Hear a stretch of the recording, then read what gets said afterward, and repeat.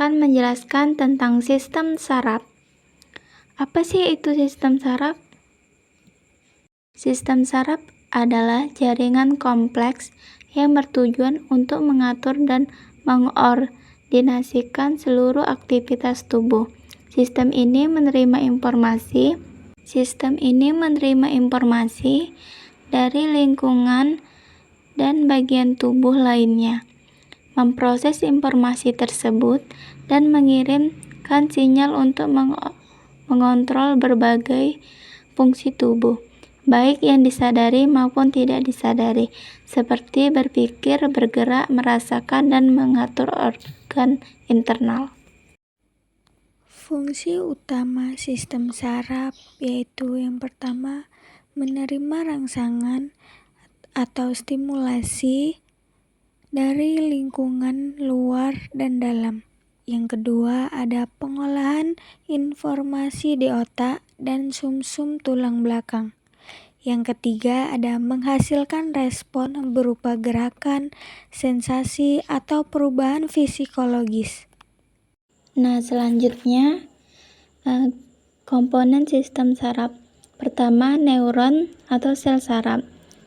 Unit dasar penyusun sistem saraf mampu mengantarkan impuls listrik, terdiri dari dendrit, yaitu menerima impuls, badan sel, yaitu tempat inti sel, akson, yaitu mengantarkan impuls ke sel lain. Kedua, sinapsis, celah kecil antara dua neuron, tempat terjadinya transmisi impuls menggunakan neurotransmitter. Macam-macam neuron. Neuron dapat diklasifikasi menjadi dua, yaitu berdasarkan jumlah uluran serta berdasarkan struktur dan fungsinya. Yang pertama ada neuron berdasarkan jumlah uluran. Berdasarkan jumlah uluran, neuron dibagi menjadi 3, yaitu neuron unipolar, bipolar, dan multipolar. Nah, neuron unipolar. Neuron unipolar adalah jenis neuron yang hanya memiliki satu proses atau perluasan dari badan selnya atau soma. Prosesus ini kemudian bercabang menjadi 2, satu sisi berfungsi sebagai dendrit dan sisi lainnya sebagai akson. Neuron unipolar terutama ditemukan pada invertebrata seperti serangga dan tidak ditemukan pada manusia. Neuron bipolar. Neuron bipolar adalah jenis sel yang memiliki satu akson dan satu dendrit yang menonjol dari badan sel. Neuron bipolar memiliki 2 uluran, yaitu akson dan dendrit. Badan selnya berbentuk lonjong dan ukurannya timbul dari 2 ujung badan sel. Neuron ini terdapat pada retina atau mata, koklea atau telinga, dan epitel olfaktori atau hidung. Nah, selanjutnya yaitu neuron multipolar. Neuron multipolar memiliki satu akson dan beberapa dendrit. Penyebaran neuron multipolar ini paling banyak terdapat di dalam tubuh dibandingkan dengan neuron unipolar dan bipolar. Contoh neuron multipolar adalah neuron motorik yang keluar dari sumsum tulang belakang. Nah, yang kedua ada neuron berdasarkan fungsinya. Berdasarkan fungsinya, neuron dapat dikelompokkan menjadi 3, yaitu neuron sensorik, neuron motorik, dan neuron konektor. Nah, selanjutnya yaitu neuron sensorik. Neuron sensorik merupakan neuron yang badan selnya bergelombol, membentuk ganglia, aksonnya pendek tetapi dendritnya panjang. Neuron sensorik berhubungan dengan alat indera untuk menerima rangsangan. Sel Saraf ini berfungsi menghantar impuls saraf dari alat indera menuju ke otak atau sumsum tulang belakang hingga sering dikenal sebagai neuron indera.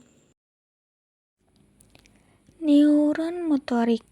Neuron motorik merupakan neuron yang memiliki dendrit yang pendek dan akson yang panjang. Dendrit berhubungan dengan akson lain, sedangkan akson berhubungan dengan efektor yang berupa otot atau kelenjar. Neuron motorik berfungsi membawa impuls dari otak atau sumsum tulang belakang menuju ke otot kelenjar tubuh. Oleh karena itu, neuron ini sering disebut sebagai neuron penggerak. Nah, selanjutnya yaitu neuron konektor. Neuron ini merupakan neuron multipolar yang memiliki dendrit yang pendek tetapi berjumlah banyak, serta akson ada yang panjang dan ada yang pendek. Ujung dendrit dari saraf yang satu berhubungan dengan ujung akson dari saraf yang lain membentuk sinaps. Neuron ini banyak terdapat di sumsum tulang belakang dan otak yang berfungsi meneruskan rangsangan dari neuron sensorik ke neuron motorik. Nah, selanjutnya yaitu sinapsis. Sinapsis adalah titik pertemuan antara dua neuron atau sel saraf yang memungkinkan komunikasi antara mereka. Sinapsis berperan penting dalam proses transmisi sinyal saraf dan memungkinkan kita untuk berpikir, belajar, dan mengingat. Proses sinapsis melibatkan pelepasan neurotransmitter atau zat kimia dari neuron presinaptik ke celah sinaptik yang kemudian berikatan dengan reseptor pada neuron postsinaptik.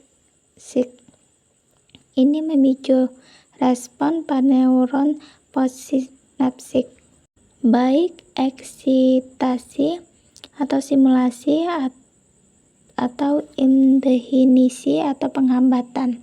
Sinapsis sangat penting untuk fungsi otak dan sistem saraf, serta berperan dalam proses seperti belajar dan memori, mengatur emosi, kontrol gerakan, persepsi, sensorik. Gangguan pada sinapsis dapat menyebabkan berbagai kondisi seperti gangguan neurologis dan psikologis.